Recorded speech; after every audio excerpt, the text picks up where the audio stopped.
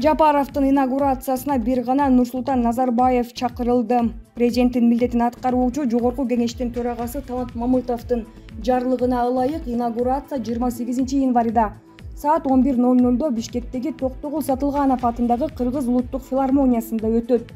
Кызматка киришүү аз эмне чакырылган коноктордун дээрлик 70%-ын шайлаган эл түзөт. Бул тууралуу инаугурацияны уюштуруу комитетинин төрагасы Сүйүнбек Касманбетов маалымат жыйында билдирди. Анын айтымында конокторду чакырууда шайлоону уюштуруу боюнча штабтын жана президенттикке шайланган Садыр Жапаровдун пикири эске алынган. Ага ылайык чиновниктер аз чакырылып, эл көп чакырылган. Ал эми чет мамлекеттен чакыруу боюнча маселелер көп болуп жатат. Биз чет мамлекеттен эч кимди чакырган жокпуз. Бир гана чакыруу иретинде Казакстандын экс-президенти Нурсултан Назарбаев кат жибердик. Ал кишинин келер келбеси бизге али белгисиз, деди Касманбетов. Борбордук шайлоо комиссиясынын мөөнөтүнөн мурда өткөн президенттик шайлоонун расмий жыйынтыгын чыгарды. Президенттик кызматка ат салышкан 17 талапкердин ичинен жалпы шайлоочулардын 79,20% добушун алган Садыр Жапаров президент болуп шайланды. Бул Акмарал ФМ чекиткейжи.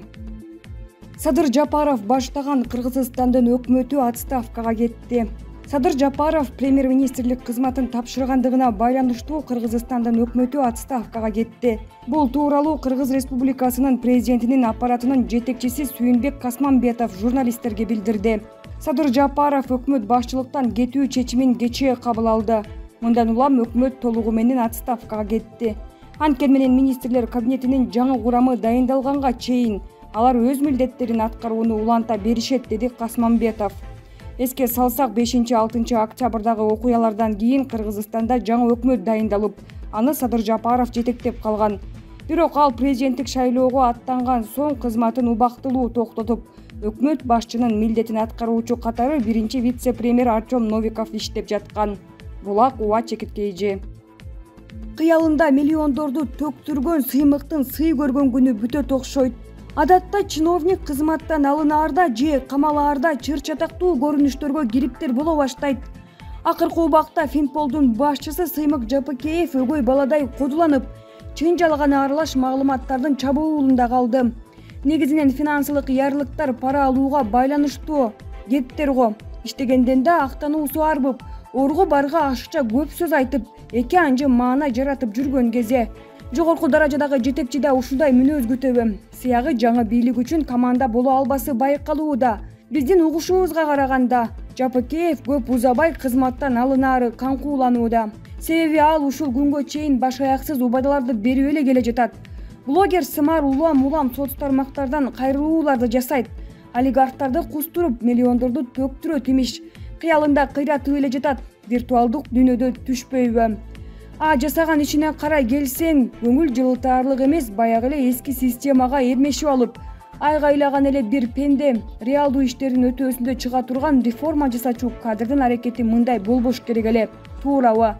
Эмесе Сыймыктын да сый көргөн дооруна жакында чекит коюлганы калды окшойт.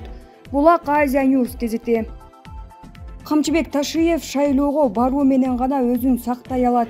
УКМКнын төрагасы Камчыбек Ташиев аз убакытта резонанстуу иштерди ачып, коррупционер кылмышкерлерди камап, мамлекетке каражаттарын төктүрүү менен рейтингин көтөрүп алса болот.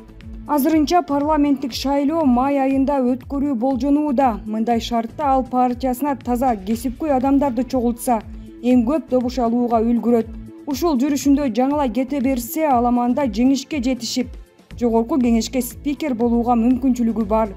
Эгерде УКМКнын төрагасы катары кызматын улантууну кааласа, анда устата айткандай бир иштен болбосо, экинчисинен күйүп кетиши ажеп эмес.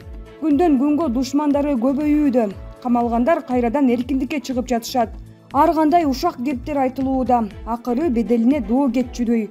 Кокус өкмөт башчылыкка дайындалып калса, анда жарыш жылдай элге жаман көрүнүп, карьерасына чекит коюшу ыктымал.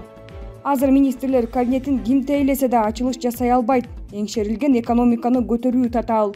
Андыктан Камчыбек Ташиев шайлоого баруу менен гана өзүн сактайт го. Булак Азия Ньюс гезити. Жусупжан Жээнбеков уулун Тазабек Икрамов өлтүрттү деген күмөн боюнча үн катты. Бул тууралуу экс-губернатор Коом чекит пресс сайтына билдирди. Ушул теманы козгоп менин жүрөгүмдү ооруткандан эч тажашпадым. Эшигиңдин алдында тоогуң жоголуп кетсе кандай ичиң ачышат? Аскар Тоодой орун басарым, уулум жоголуп мандатымды тапшырып коюп, 1 жылдан кийин денесин 6 айдан соң башын 2 башка таап жерге бергеним менин күйүтүмдүн душманга дагы каалабайм. Ооба, жакындан бери менин уулум Бакчарды депутат Тазабек Икрамов өлтүрүүгө буйрутма берген имиш деген маалыматтар чыгууда. Бул ишке УКМК дагы аралашып атыптыр. ИИМдин иши кандайча УКМКга тиешелүү болуп калганына таң калдым. Ошол уулум каза тапканда Тазабек Икрамов менин алдымда олтурган болчу. Чын эле тиешең болсо айт, экөөбүз коңшу айылданбыз.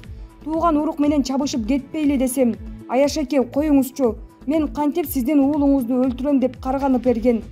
Антип экөөбүз айтышып атсак, ошол убакыттагы президенттин коопсуздук жагын караган Жаныш Пакиев мага телефон чалып, менин уулумдун өлүмүн Тазабек Икрамовдон күмөн санайм деп жазып берип койсоңуз болду.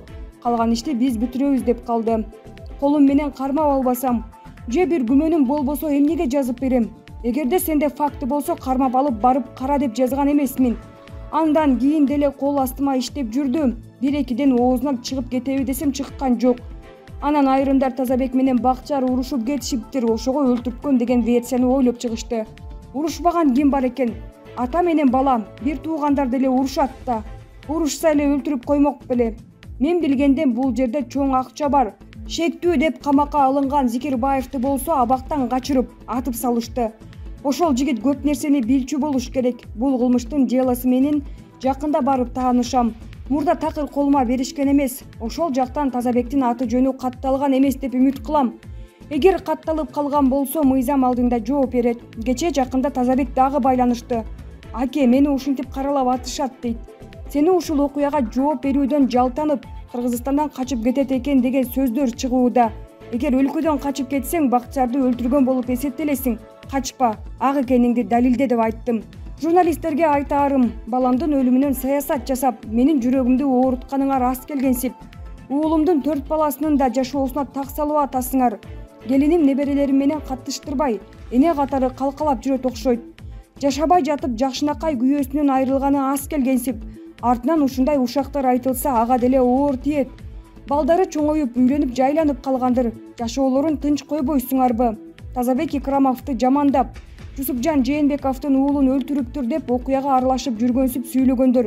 Эгер далилиңер болсо бергиле мага, укук коргоо органдарына. Болбосо менин уулумдун өлүмүн депутаттан күмөн санабайм. Ал өлтүрүп атканда жанында турган эмесмин. Чын, өлтүргөнүн билсем башка сүйлөшөт элем. Ким болсо дагы факты бере албасаңар, уулумдун жанын тынч койгула. Жайында тынч жатсын. Кудай бар, акыры бир чындык ачылат, аны так билем. Жашым өтүп калды, жүрөгүмдү кайра канатпагыла, деди экс-депутат. Булак коом чекит пресс. Бекборбиев, маданият министри кылгылыкты кылып билмексем болуп турат. Бул тууралуу ырчы Бекборбиев жеке Facebook баракчасы аркылуу билдирди. Соттон жеңип алып, бирок кызмат ордуна кайра бара албай жүргөндөр толтура айлар жылдап күтүп. Бул маданият министрлиги Самараны дароо кое калганы таң калыштуу. Коллектив менен конфликттүү жагдай мурда эле жаралган. Аны изилдеп көрүп, кызмат деген толтура, балким башка кызмат сунушташы керек беле. Бүгүнкү Ош шаарындагы окуу жайда болуп жаткан ишке түздөн-түз маданият министри күнөөлүү. Кылгылыкты кылып алыстан билмексен болуп карап турушканы тайыздык. Булак Арба Чекит KG.